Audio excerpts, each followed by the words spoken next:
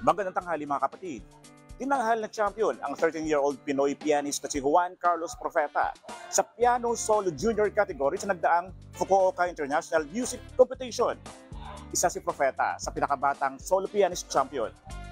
Kung may gusto kang matutunang tungtuging musical instrument, ano ito at bakit? Tara, samahan niyo ako at magtatanong tayo dito. Guitar po. Bakit yun?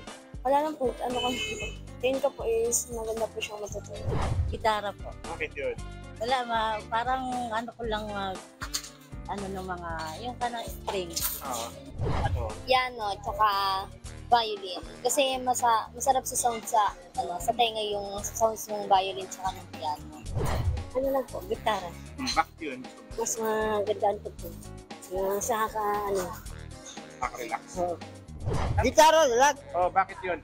Ayun gusto ko dahil sa amin, sa Bicol, yung gitara ginagamit, walang piano doon. Oo. Mas madali po sana ang gitara. Oh, bakit? Siyempre, medyo kabisado natin kaysa piano, bihira lang natin makakapayo. Sasabay ng ganda pa tayo. Ako ang inyong hain ng bayan, ang tunay at nag-iisang pantanggal umay sa pananghalian.